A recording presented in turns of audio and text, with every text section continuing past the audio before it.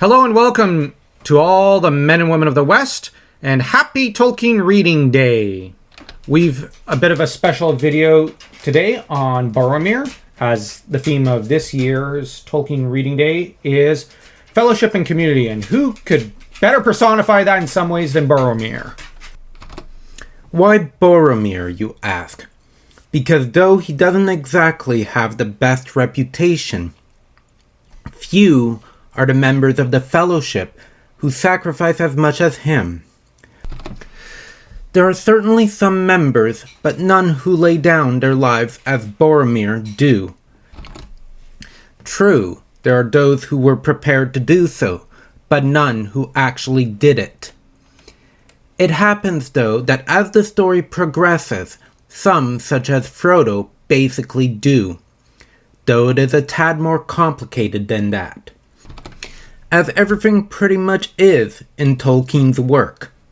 It is for this reason that we must recognize the importance of Boromir as a character, as he is no less crucial in some ways to the victory over Sauron than his companions, a great many of whom might well have perished in the snow had he not acted like a plough, or in the case of Merry and Pippin, may well have suffered from a bad case of dead if it were not for Boromir.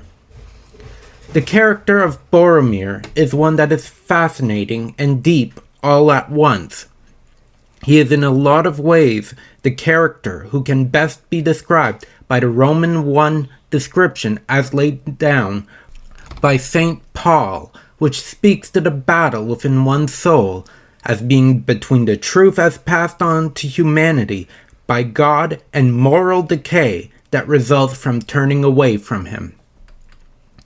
The manner in which this goes some way towards describing it is in how Boromir refuses to acknowledge for a time that the ring is a power that is too much for any one individual to control and command, and that because of this it is too dangerous.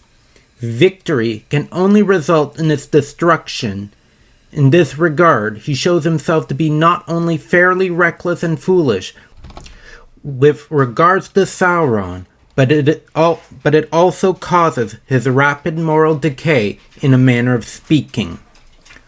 Of course, not everything can be laid at his door, as he is being heavily influenced by the One Ring, which has a tendency to corrupt those around it. It also could not be denied that Sauron specifically goes after Boromir throughout the first book. If one were to go solely by the movies, one could be excused for thinking that Boromir is simply the weakest link.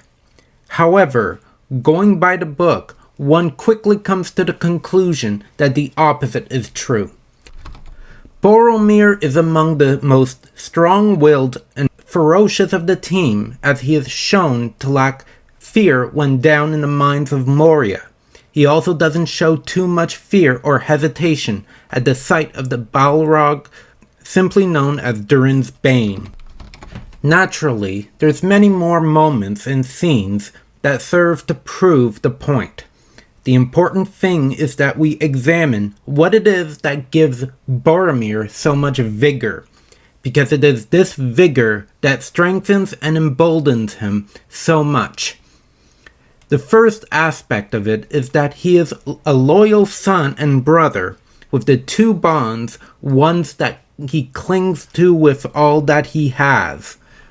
The bond with his brother is one of the first things that come up during the Council of Elrond, when it is disclosed that his brother got the vision first, the one involving the message regarding Frodo and the One Ring.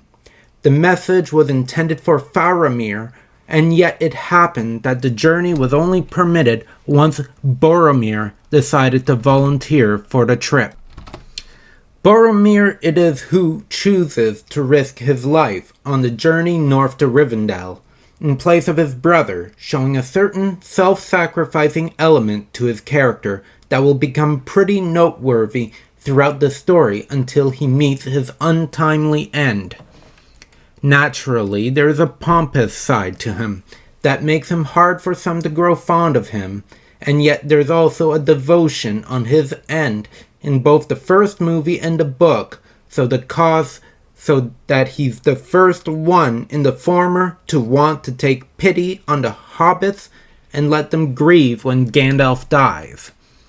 The book shows him as being utterly consumed by regret for inadvertently chasing Frodo away near the end of the Fellowship of the Ring. It is because of this regret and guilt that Boromir charges into action, fighting to save Merry and Pippin's lives. It is his last words after the battle, just as Boromir is about to be beamed, that we see another side of him.